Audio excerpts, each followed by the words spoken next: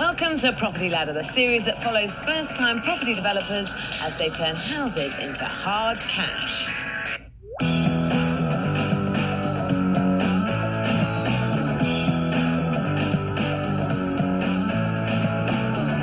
This week I'm in Macclesfield, Cheshire, where this house is in for a major refurbishment.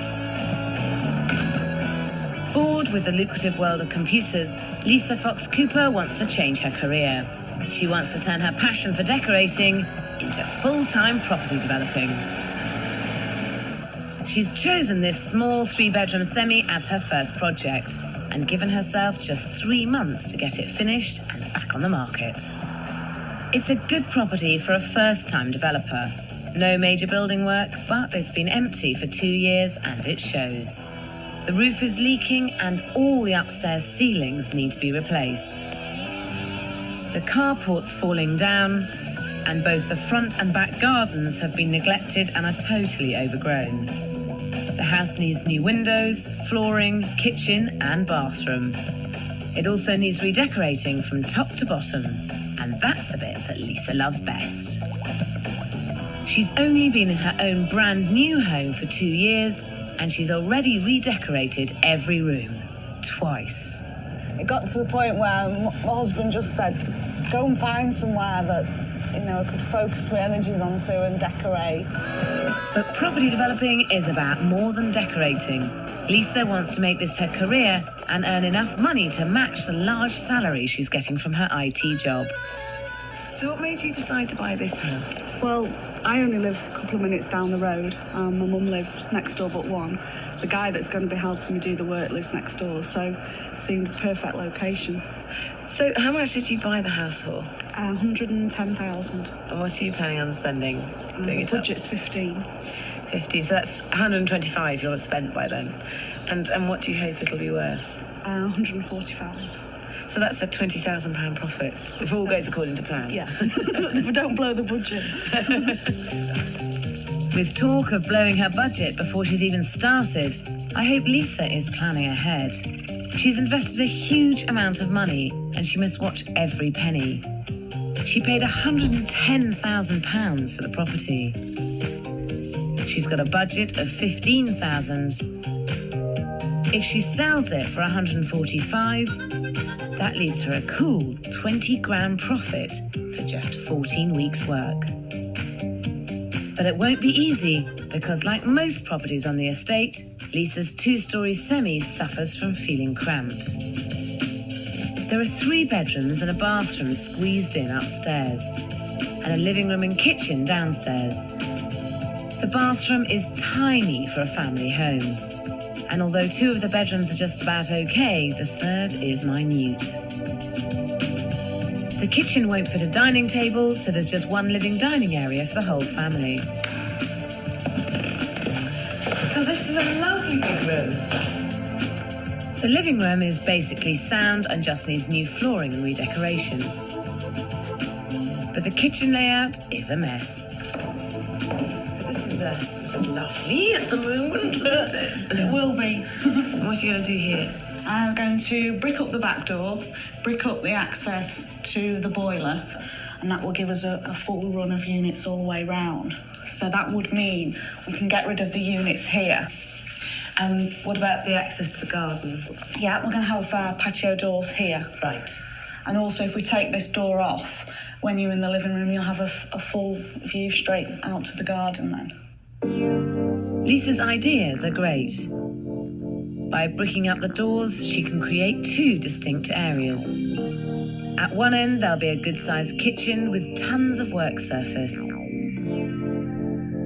At the other, the new French doors will overlook the garden and bring in light and a sense of space. And there'll be enough room for a family dining table. This is a massive improvement and will really help Lisa's house stand out from the crowd. She also wants to add a small unheated conservatory to the back, but I don't think it's worth doing.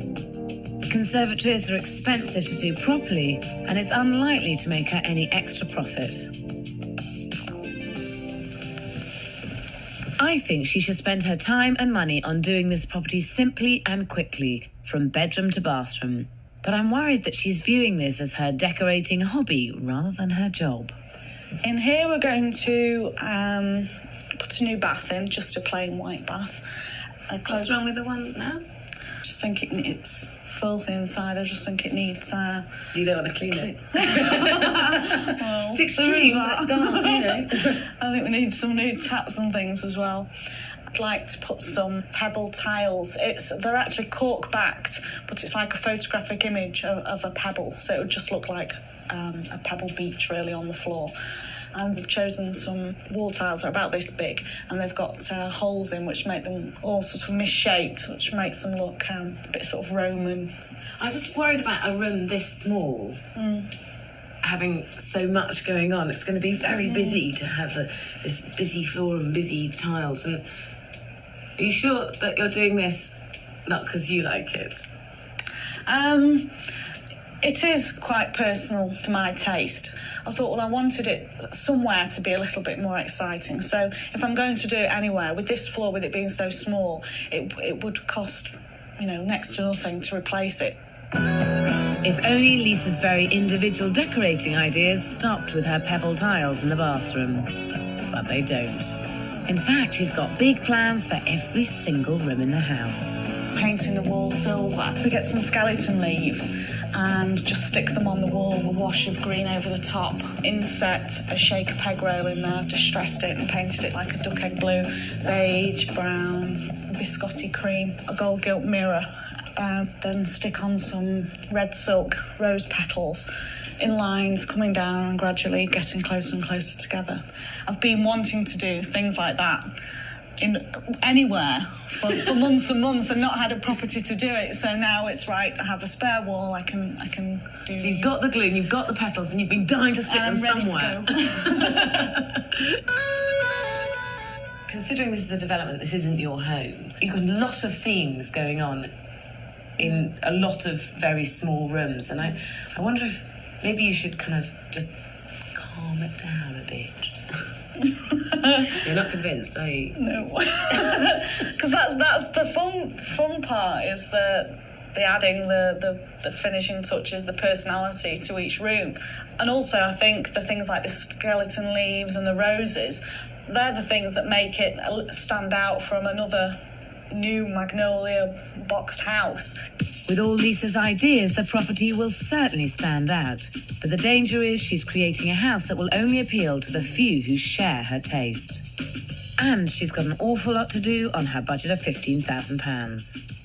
She's allowed £2,300 for the new kitchen and bathroom, £2,400 for the new windows and doors, £650 to repair the roof, £1,750 for flooring, £3,500 for fees and mortgage, and £4,400 for the outside.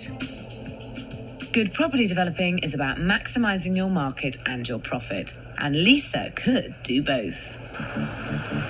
House prices in Macclesfield have risen by an incredible 50% in the last year, faster than anywhere in the country.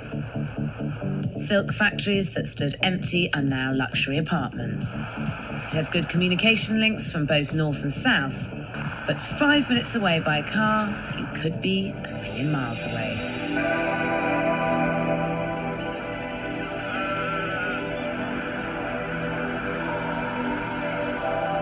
Lisa has chosen the perfect location and property for starter families. Her house is close to the town's centre and has good amenities on the doorstep. But if they don't like her very distinctive taste, then there's road after road of other houses for them to choose from. When you're selling a house, look is everything. It's not like I've just plucked an idea from nowhere and thought, right, let's go with that. I've had these interior design magazines for 5 or 6 years. I've looked at these ideas for a long time. I know the layout of the house and I know what works. I can see it's going to be difficult to convince Lisa that she's making a mistake, and on her £15,000 budget, wasting money she simply doesn't have. Lisa hopes she can keep costs down by doing as much as she can herself.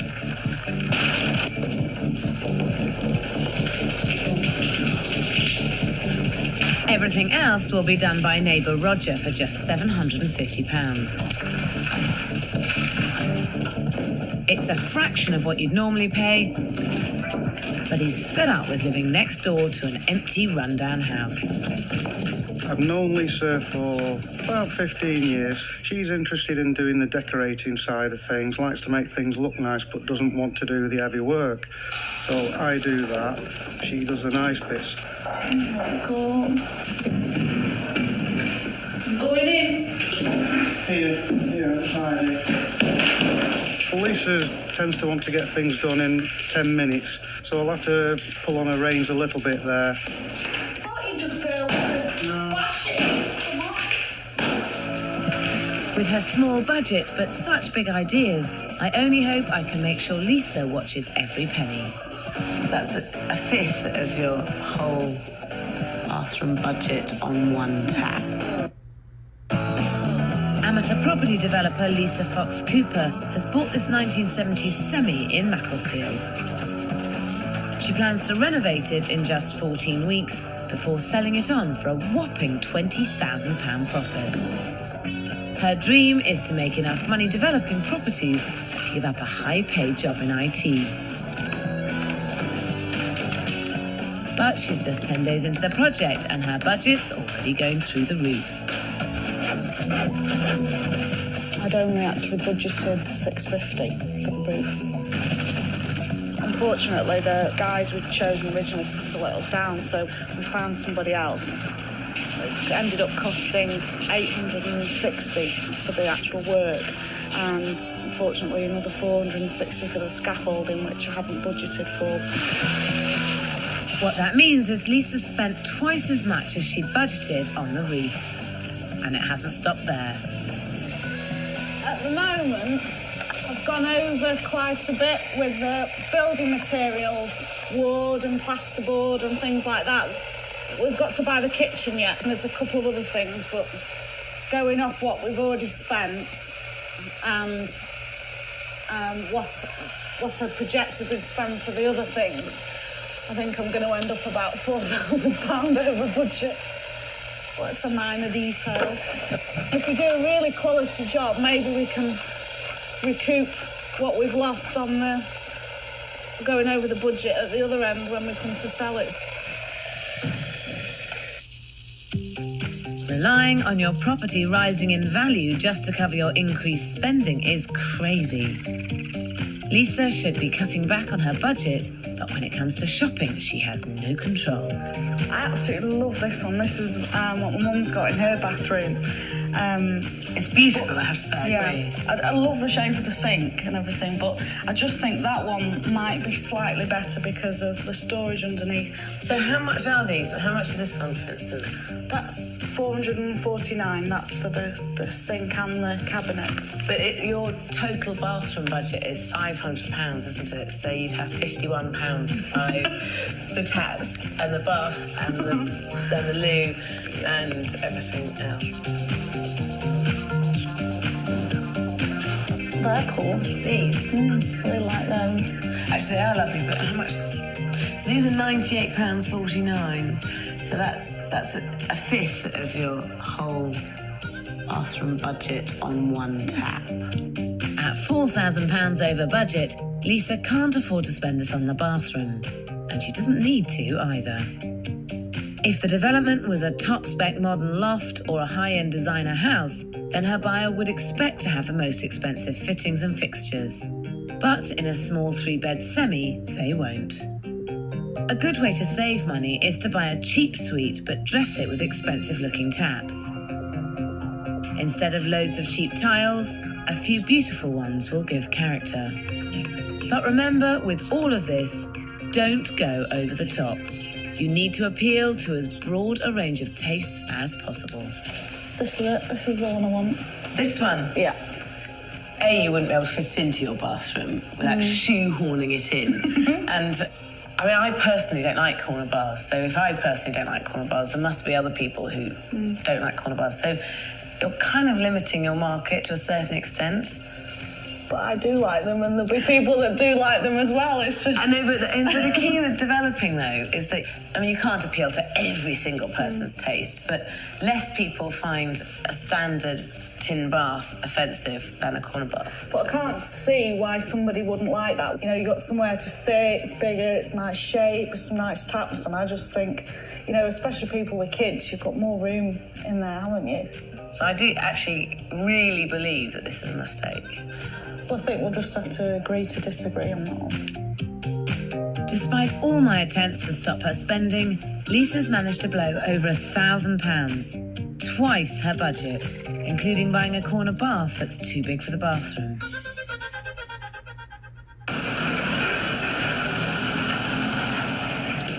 But if there's one thing about Lisa, it's that she doesn't let a little problem like that get in her way. And by the next morning, she's sorted it. When we got back, we just started bashing, and the next minute the wall was gone. What we've done, we've loosened this wall here, which will now come back about 3 inches. And that extra space here will just allow us to have a corner bath. I mean, ideally, I'd love to just have this as like a wet room or a big shower or something, but if people have got children, then they normally want a bath, and by putting in a corner bath, it's just something a little bit nicer, a bit more interesting. With costs escalating, Lisa is finally doing something about it, and she's called in local agents to get their advice. So this is where I've been thinking of having a conservatory, but I didn't know whether budget-wise and how much it would add on to the house at the end, whether it would actually be worth it. It'd make it easier to sell, but it's a bit of a gamble whether or not it'd add any more value to the property. It has to be a certain size for planning reasons as well, so you can't get too big. So I would say no. But not all the news is as good. To get her profit, the house needs to be worth more than the original valuation of £145,000. But that's the highest they give. The way Lisa does her property, she may get away with it at 145. I think after the improvement works had been done, I would say that a fair valuation in today's market would be around 140. I would expect to achieve 135,000 for this property in the current market in Macclesfield. Not great news.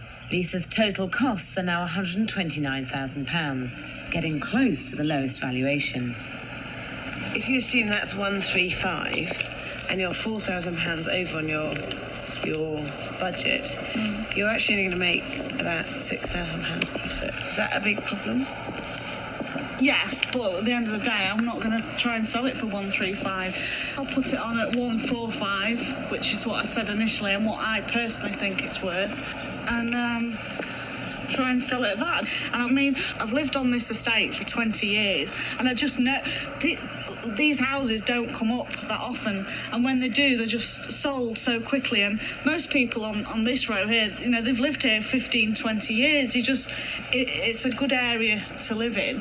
And my mum lives next door but one, and I did her house up, and hers is valued at more than 145. There's a big difference between estate agents saying that they'd like to get a certain amount for your house and an estate agent actually finding a buyer who'll hand over the cash and sign a contract for that amount. Well, I guess we won't know then till I sell it. I guess not. I hope you prove me wrong. Sure I will. This is dangerous. If Lisa overprices the house, it may not sell, especially with plenty of other good property on the market. Just down the road, this semi-detached house is in a great location. It's much the same size as Lisa's, in fantastic condition, and it will appeal to the same family market. But they're asking £140,000. That's £5,000 less than Lisa wants. This 19th century weaver's cottage is light and airy and has lots of space. It has 3 bedrooms and has just sold for £137,000. £8,000 less than Lisa hopes to get for hers. This luxury apartment is immaculately presented and its neutral tones will appeal to a broad market. But it's on sale for £5,000 less than Lisa now needs for hers. To stand a chance of getting the top price, Lisa must exploit the full potential of her development. Although the front and back gardens are overgrown, hidden within them are mature plants, which are a big bonus. And here we just need to clear the whole thing out and put down some turf. If we can salvage a couple of plants or trees at the bottom, then we will. But What about the wonderful willow? well, I think we're going to have to get rid of it because it just makes the garden look so small. I'm not convinced you're right about that, because it's a really pretty shaped tree, and with a garden, it's a terrible shame to take things out unless you're absolutely certain that they mustn't be there. And I think that if you had a heavy pruning on it, it would be an asset.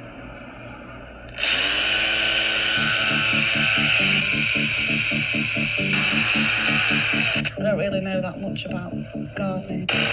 I'm just going to have a bit of a chop and play and see what happens. Timber! I think this will certainly open up the back.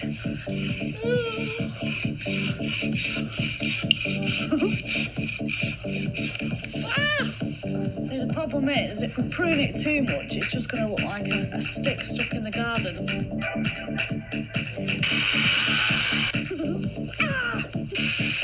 If Lisa wants to make money developing property, she needs to stop playing and start getting the basics right.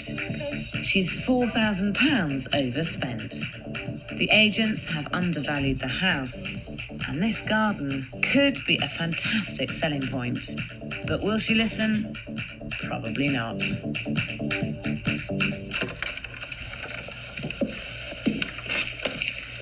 Gosh, this looks a bit different. I'd be storming ahead. It's now 5 weeks since my first visit, and despite having a full-time job, Lisa's made great progress. So now your kitchen, which is, I mean, it's a great room now, this kitchen. So that's all been blocked up, the outside door, and that doorway to the understairs cupboard's been blocked up. Yeah. And these amazing new French doors. Yeah, they're great. I love Gosh, this the doors is great. and windows. Oh no, what's happened to your tree? What did you do? I didn't mean prune it that much. I just meant the outside of the branches. No, I did prune it initially. Spent hours pruning it, in fact. But then when the gardener came, he said that if we put grass down under this, it just wouldn't grow. It's crying, can't you see? It's just very brutal. The only thing I wonder is, I mean, it's done now, it's a bit late, but the only thing I wonder is it's sprouting. Don't suggest keeping it. Yeah, no, seriously, this is such a pity. It's terrible. We spent 2 hours pruning that tree, and it was still... It was huge. I just think if I was going to move into this house, I'd rather have the tree. Yeah, but if you're moving in, it wasn't there, and you'd never seen it, you don't know what you're missing. So we'll put some new plants in, and it'll be fine. Well, it's a criminal.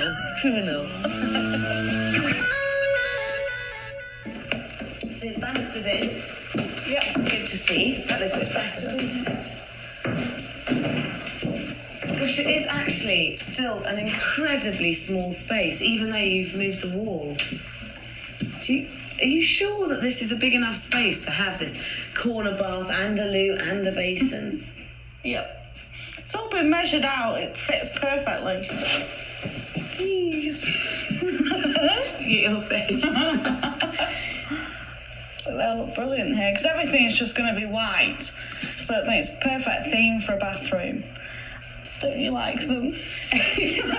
Actually, I think they're really fun, but I think quite a lot of people might not think they were fun. I can totally understand what you're saying, but I knew that they were going to be slightly controversial. But the market that I'm aiming at to sell the house isn't, it's a young couple with children. And if they don't like it, then I picked the smallest possible space there was in the house. For them to if they don't like it, then they can redo it. But personally, I think they're really cool. Developing is about creating a property that appeals to the broadest range of people. Lisa's being just too personal and is in real danger of alienating her target market. And I really want you to not do the leaves and the petals. Why? Because I think it's just too fussy. First-time property developer Lisa Fox Cooper is determined to make a £20,000 profit by doing up and selling on this 3-bed semi in Macclesfield. She's 8 weeks into the project, and the good news is she's right on schedule. The bad news is that she's £4,000 overspent. The agents have undervalued the house, and every day more money is being spent. But Lisa is someone who really knows her own mind. And my biggest worry is that by over-personalising this house, Lisa will actually put off some potential buyers. She's adamant that sticking rose petals and leaf skeletons to the wall will help her sell. But I think that for every one person who loves them, several others won't. Hi. How are you? She's invited me to her home to try and convince me that I've got it wrong. Lisa loves design. Everything about her home says so. Your house here is absolutely beautiful, but it is of a very specific style, and if somebody didn't like this style, it may put them off buying it. But I've had friends that have come here, each of whom houses is very different, and there isn't anybody that comes in here and there's shock horror by it. It's I don't think it's very an in your face style, and in that house, that's the interesting part, the ideas, because otherwise it'd be a magnolia box like any other new house. There is no chance of Lisa creating a bland beige box. In fact, it's difficult to find space where she hasn't tried an idea inspired from the hundreds of magazines she's collected. This is the bed we're going to use in the back bedroom of the new house. So have you bought this already? Or you've got it? Yeah, it's on order. It's on order? Yeah, ordered that yesterday. So this is £795 for the queen size bed? Yeah. And how much is the single bed? It's about 500. So is that in your budget? No. Lisa's ideas are clever, but they are a very definite style.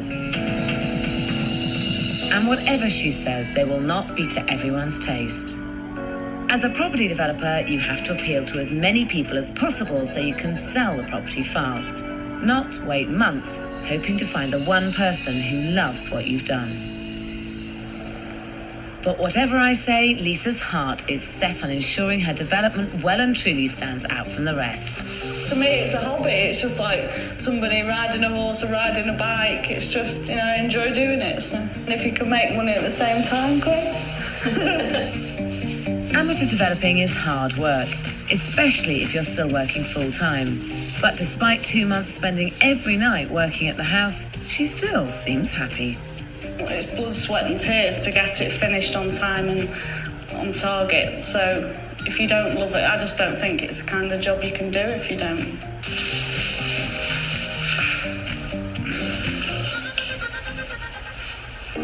Lisa thinks you can't be neutral without being boring. And because she loves every single one of her ideas, she wants them all stuffed into the same property. So I've brought her to somewhere where they have to appeal to as broad a range of people as possible, while still being stylish and individual. A contemporary designed hotel. This is one of the suites. Do you like it? Yeah, it's lovely. What's really clever about this is they've got a very limited colour palette, so there's actually not much going on here. And a look like this is just not going to offend anybody, is it? No. All the areas are harmonised using the same neutral colours, tones and textures throughout. This creates a feeling of space and calm that appeals to everyone, but is anything but boring. And this is great, and I think this very much suits a hotel, whereas the way I'm doing up my house, I think it's, more homely, more sort of geared towards a family living in it. Lisa should pick her favourite ideas and pull them through the whole house. But she loves them all so much she won't let any go. No, I'm not changing anything because in my eyes they do follow through. I still think that house on an estate, near a school, selling to a family, that house is done up like any other show house would be done up, only nicer because I've done it.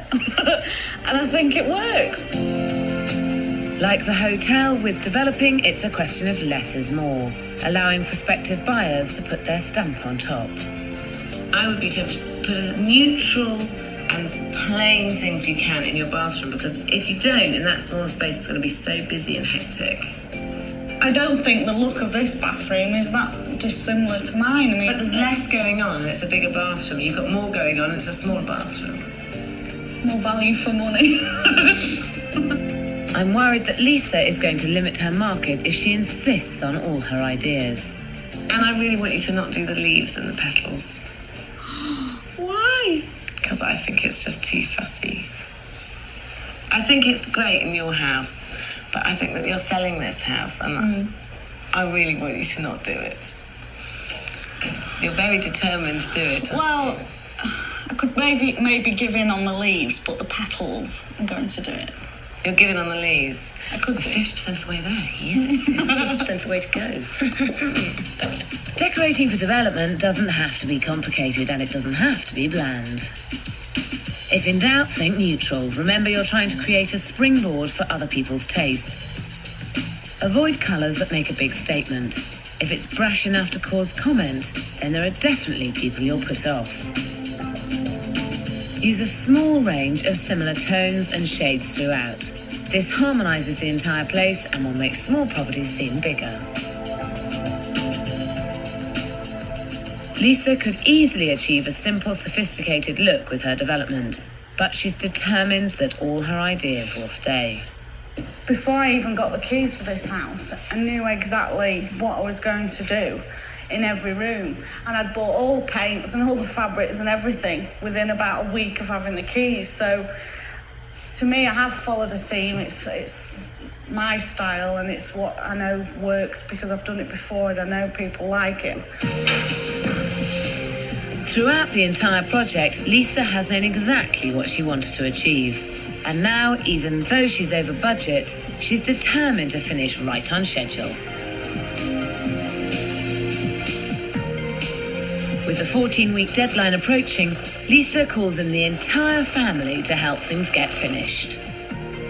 I'll be sad if I do it wrong. She's quite specific on what she wants.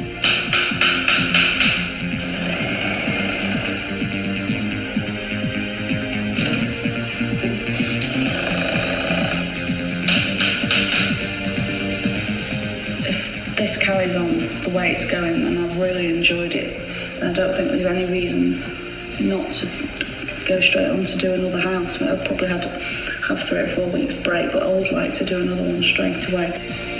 She works really hard, never still, and she seems to get things done. I do admire Lisa's energy and determination, even if I don't agree with all her ideas. Bathroom's in now. Look! The bath really does look big in the corner there. Why don't you just... perfect. There's nothing wrong with that bath there. It's been purposely made for that space. It fits perfectly.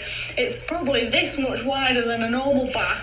You've got extra room where I'm stood. You wouldn't be able to stand here if you had a normal bath in. And once you got rid of this unit, you'll be able to. But don't forget that once you out. put the boxing onto that bath, it's actually going to come right out to here, and it'll come down to here. The bath's staying. Now, I have to say, I think that you can't afford to have a cabinet underneath the basin. You want a wall mounted, basin. yeah. If you are limited on space, the more floor you can see, the bigger it feels. Well, I might even do that, yeah. Because there's just too much going on. Yeah. At last, something Lisa's agreed to. Cool. And by changing the sink, hopefully she can save some money. Because although she's already saved £2,500 on the conservatory, she's still £4,000 overspent. Many aspects of the job have gone over budget, including the garden that's grown from £600 to £800. That is, apart from Roger, who, as well as his full-time job, has worked almost every day for just £750. She's caught up with me now. Oh yeah, she's absolutely itching to get going. Can't stop her. She's very keen. If you stand still long enough, she'll paint. Lisa's been incredibly lucky to have Roger on board.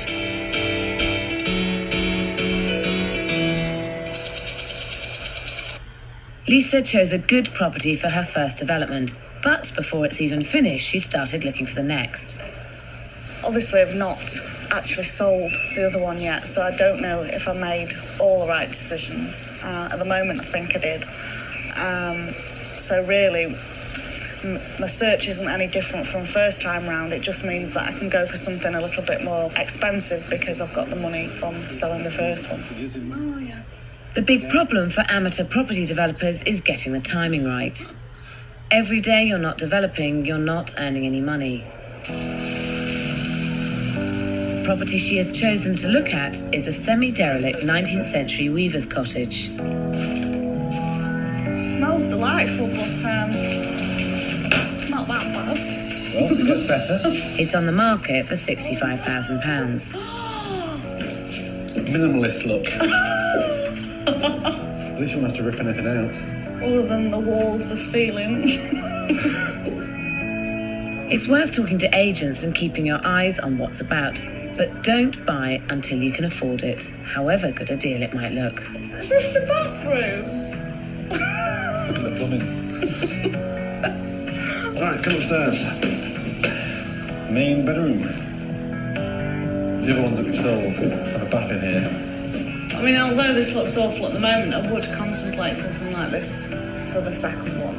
As long as it's structurally sound, I think it'd be quite easy to do. If you do it how you do your properties, lots of character and retain all the original features, you sell very well. And that's 65,000. Bit in there for you as well. Before your second development, plan ahead. Research the second property, but do not commit. Regular customers can ask for bigger discounts from suppliers. Second properties can be easier, but only if you've learnt the lessons from the first. Having seen a property she's interested in, Lisa started the final push to get this one finished. The concrete drive is being laid. Inside, Lisa's trying to save some money and has got her husband Anthony and a couple of friends fitting the kitchen.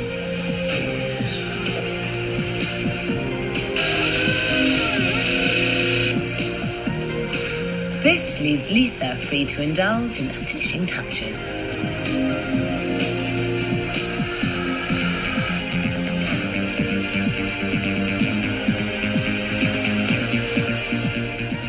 And to think that 10 weeks ago this house had its roof off, some walls knocked down, it's crazy really. I mean, although we've really worked round the clock, can't believe what we've actually achieved. And with her petals firmly glued to the wall, Lisa's even more convinced that she'll be able to get the top price. I'm definitely confident that we'd get 145. In fact, I think looking at what's available and what's sold recently around here, I think I'd get more than that, even 155, 160.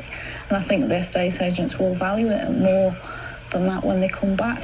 But if it goes the other way, Lisa could have done all this work for nothing. In just 3 months, this rundown 3-bed semi has been transformed.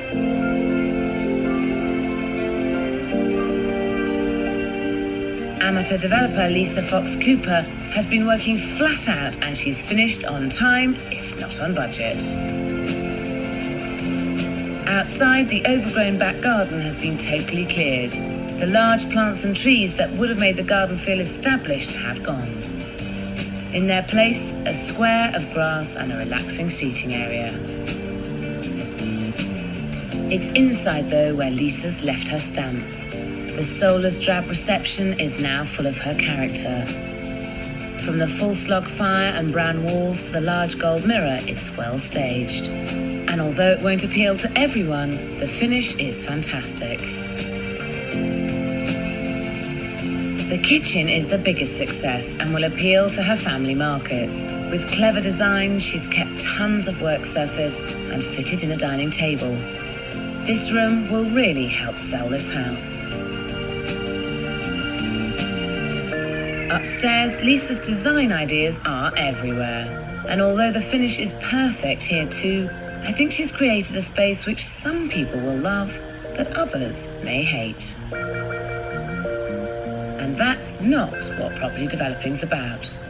The big problem with this house was how to make it feel bigger, and in the bathroom, I think there's just too many different things going on.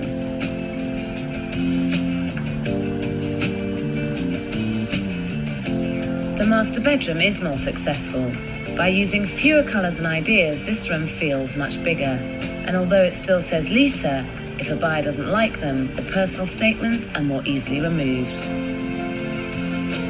The second bedroom has a different theme, with its fresh blues, creams and greys.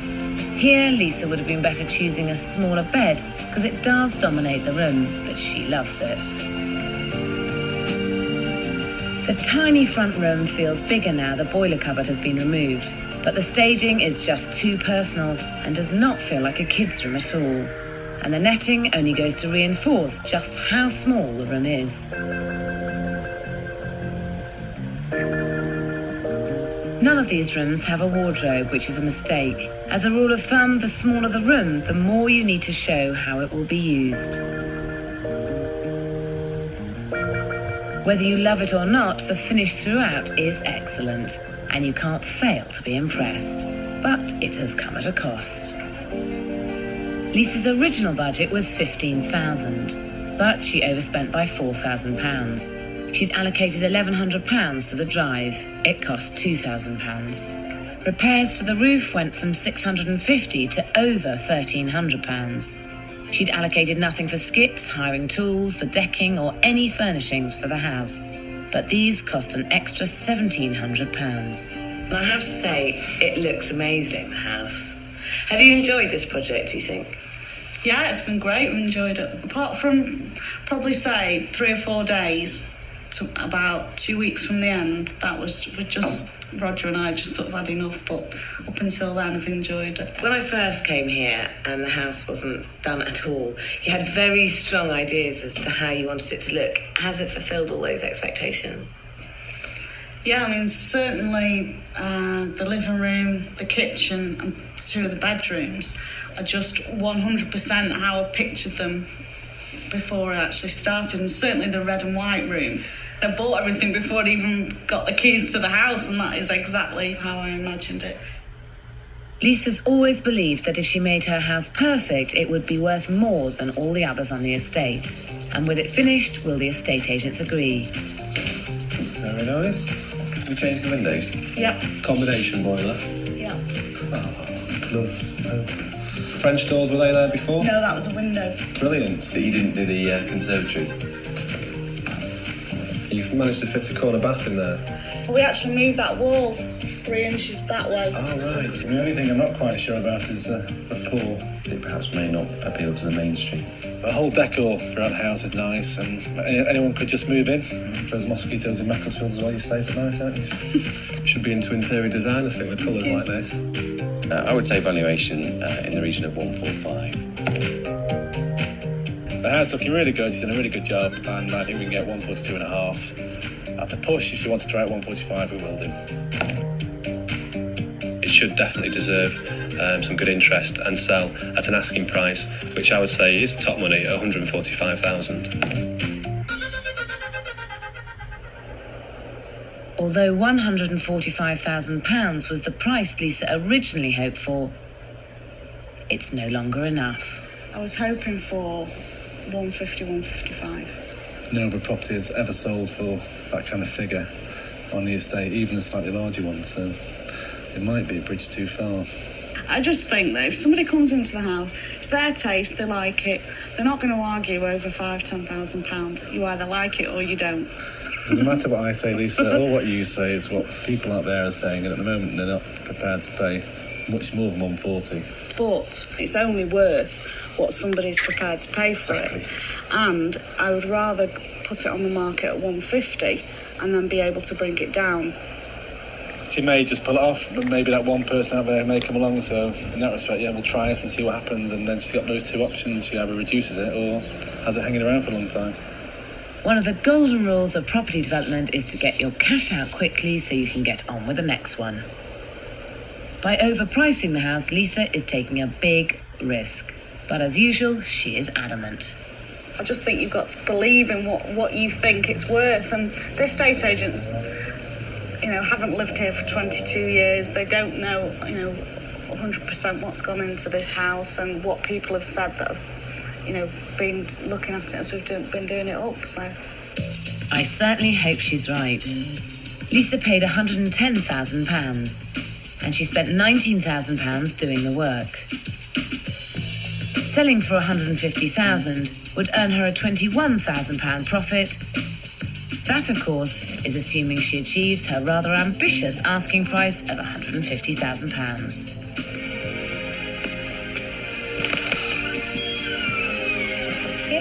We have the lounge. I like the flooring. It's nice and airy. It's very nice, very nicely done. Don't have advantage taken with that sort of feature. Oh, it's a lovely big window. I do like a big window in my kitchen. It's nice that there's a dining area in the kitchen. I think that's quite important.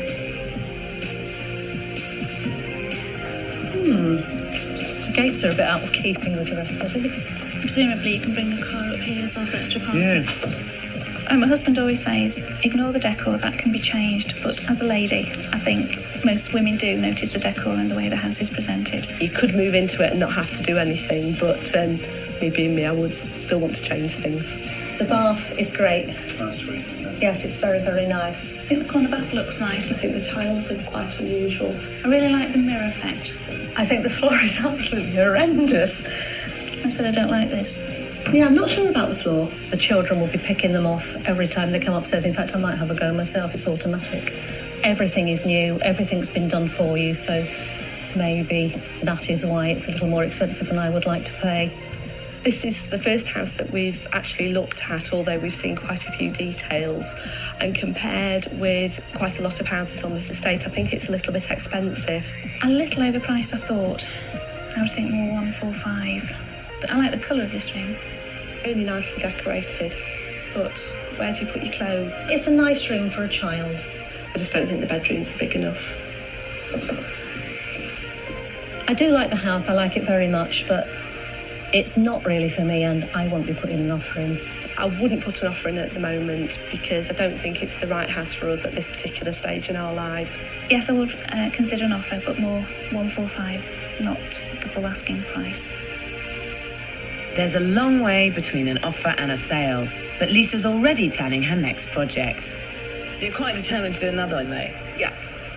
And then have you got new design ideas bubbling away inside already? Got the rest of that, the folder, the design folder. Oh my goodness, you're going to be running for a long time. I'll still be decorating when I'm 90 because I've still got so many ideas I need to use. Lisa took the big risk of alienating buyers by making such a personal statement with the decoration here. Her strong sense of style has created a very individual property that won't appeal to everyone. But the finish is so perfect that if you like it, you'll love it. 5 weeks later, Lisa accepted an offer for £150,000.